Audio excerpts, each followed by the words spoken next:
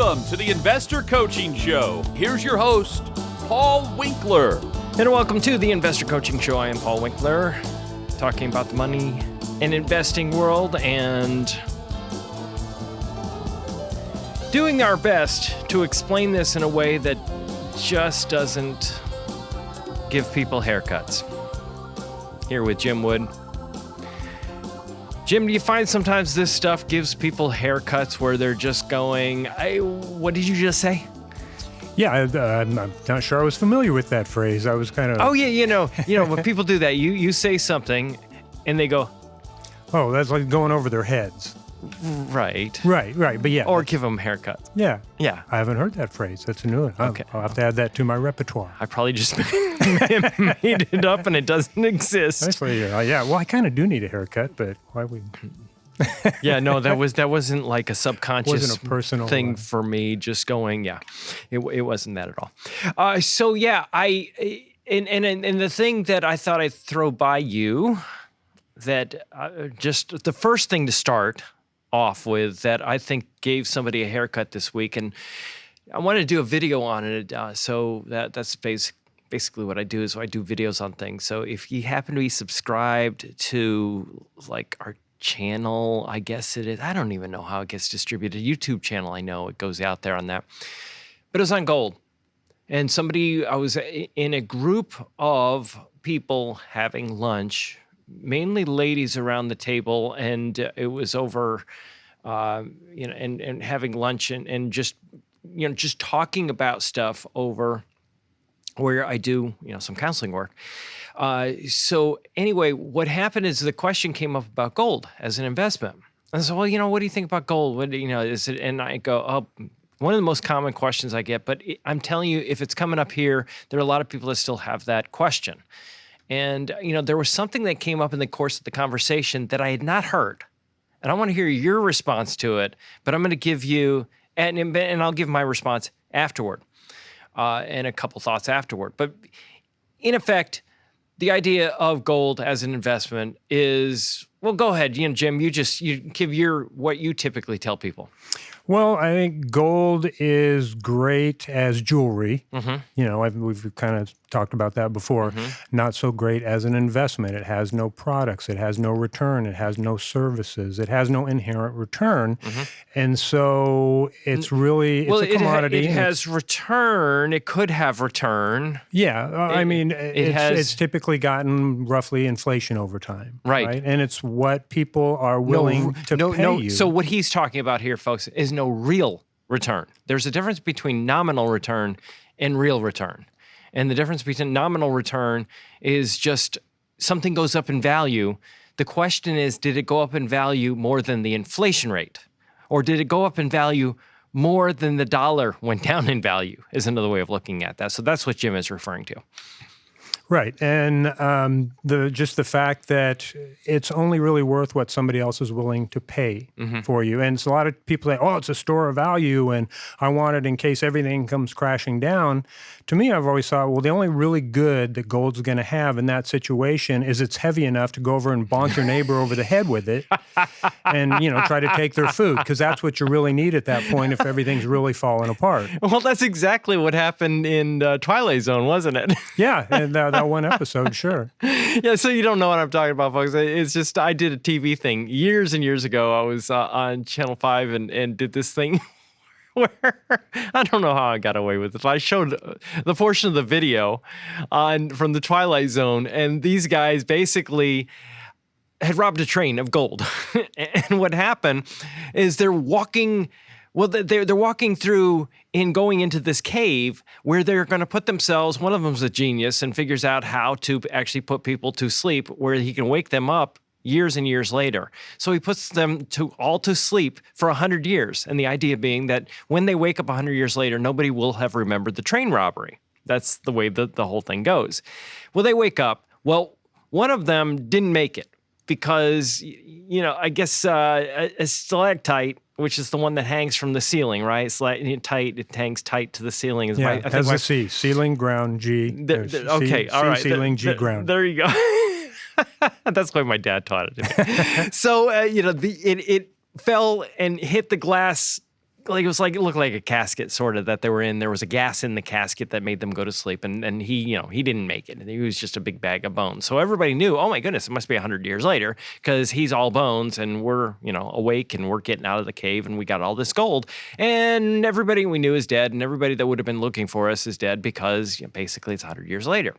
So they're going through the desert, and every once in a while, one of the guys runs out of water. And he goes, oh my goodness, I don't have any water. And he goes, can I get some water off of you? The other guy, and the guy goes, yeah, for a bar of gold. And then, finally what happens, he runs out of gold completely. And, he doesn't have any more to get, and he needs another drink of water. And he says, I need another drink of water. And he goes, well, you got no gold left. And he takes a gold and bonks him over the head. And that was it. And, come to find out, and this is the reason I used this in the TV show, was because the gold, he comes up and these people are flying this space age craft and they're going, hey, there's this guy begging for water and he's willing to give us all his gold because he bonked the other guy in the head, took all his gold from him. And the point being is, what did that guy want when push came to shove? A drink of water. What did he have to give for it? Gold.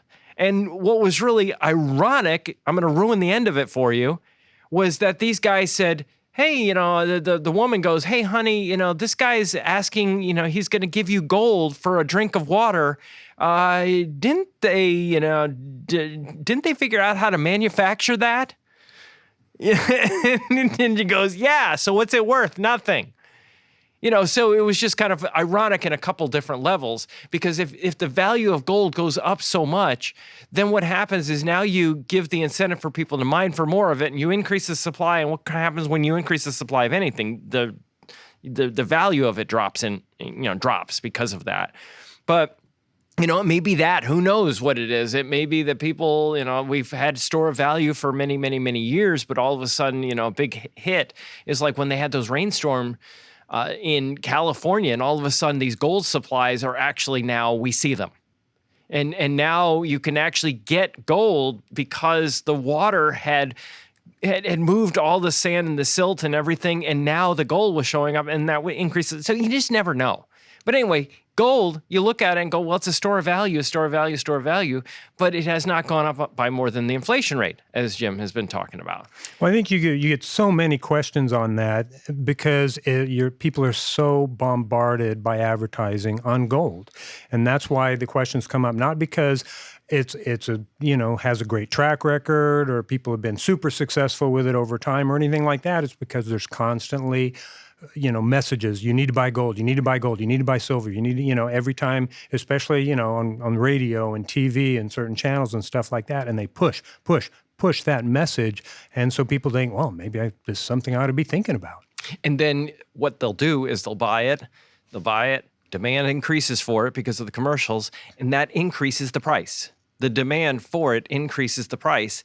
And then people take from that it's a good investment because the price has recently increased, and they don't think about it that the reason it increased was due to what? It was due to just demand because of all the commercials and all the advertising. And it has these huge run-ups, right? It does have some short-term run-ups, and that's when the advertising goes full force. But if you look at the long-term return, as we talked about earlier, it's about what inflation has been, but it has enormous volatility. So it's kind of the exact opposite of what you want in an investment is low return and high volatility. Ideally, sure. Perfect investment would be high return with no volatility, but that doesn't exist either. And you could look at it and say, well, it increases because of inflation. We're going to have huge inflation. And I point back to times when we've had a huge inflation, 1980s, and early 1980s, late 70s, early 80s. And then all of a sudden what happened is gold dropped in value. So it's not necessarily a great correlation. Matter of fact, the correlation relationship is pretty poor when it really gets down to it. And you'd think, well, that doesn't make sense. It should be a high correlation. So one of the things that came up, which was interesting in terms of this conversation, is I said, okay, here's the way I like to explain it to people. If we look at something like a CD, and that CD pays 3% interest, and I've done this a couple times in recent weeks in the show, so just bear with me on this. So if I have a CD that pays 3% if I have $100, it will pay me how much per year? $3. 3% of 100 is 3. I know I'm going to get the 3, and let's say that it's a long-term CD. Let's say it's going to go for 10 years or something like that, just so you get the concept. It's going to pay me $3 this year, next year, the next year after that, next year after that, next year after that, next year. And so it's going to pay me $3 every single year. If I have such an investment, and I know that I have some investment, and I know that it's a CD, and I know that it pays 3%, and I know that it pays me $3 per year, I could tell you definitively that it is worth $100. Because I can do the math backwards. I can go 100 times 3% equals 3. Well, if I know the number 3, and I know the 3% in the other part of the equation, so I have X times 3% equals 3. If I know those numbers, then I could say, well, I can do algebra. Some people can't, but I can't. I still can. I got to tell you a personal story. You ready for this? Sure. I was so distracted when I was in high school that I flunked my first algebra class. Oh my goodness, it feels good to admit that publicly. I was very distracted, as young guys tend to be when they're in high school. And Yeah, but was it drums or was it girls? it was drums. Oh, okay. Yeah, that is so interesting that you picked up on it. Wasn't necessarily girls. It was drums. And it was music. I was so distracted, and I hated algebra so much because it was so boring that I just didn't pay attention. And what happened is I flunked, and I go, oh my goodness. That was my wake-up call for the rest of my life, that I had to actually get my act together. And the next time I took it, I got close to 100 on it. I mean, I really knocked it out of the park next time. So, it was, but anyway, it has nothing to do with gold. How do I do this? So 100 times 3% equals 3. So if I'm looking at a CD and it pays 3%, I know I'm going to get $3 for every 100. I know how to do this formula backwards. I can go, if I don't know what I don't know the first number, 100, I can go, something's paying 3% and it's going to give me $3. Oh, it must be worth $100. I hope that makes sense. Because it was something that when I was talking to these people, they were like, I don't quite get what you're saying, Paul. But I think they finally got it. Now, here's the issue, is I've got this thing called gold selling for X number of dollars an ounce, and I'm trying to figure out what the value of it is. And I look at it and go, well, what's it paying? How much is it paying, Jim? How much is gold paying?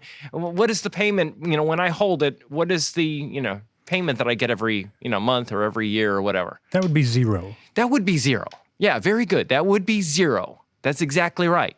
So I don't get paid anything. And, so there's no, and here's what they came back with, which kind of shocked me a little bit. Oh, no, it has a return. It has a return. And I was like, whoa, wait a minute. And I was and Michael here in the office up in Goodlettsville made a comment. And I really liked this. I liked what he said because I was thinking about explaining this in terms of like dividend-paying stocks. Now, with a dividend-paying stock, you get a payment of the dividend, then you get the appreciation of the underlying value of the stock. But he used real estate, is the way he explained it. Because you think about it, you have two components that give the return historically of real estate. The rental value of the property, which is the rental payment. So somebody might be paying you $2,000 a month to use your property, but it also can appreciate in value. The house can go up in value. Now, the reason that the house went up in value is what? Inflation. So can it go down? And this is a further conversation we had. Can it go down if we have inflation? And the answer to that would be yes. In the 1980s, when tax laws changed regarding real estate went down in value. We had lots of inflation in that particular period of time, but that didn't mean that real estate was going to go up. So just get, folks, that gold is just a thing that goes up and down in value. Its historic return has basically been zero after inflation.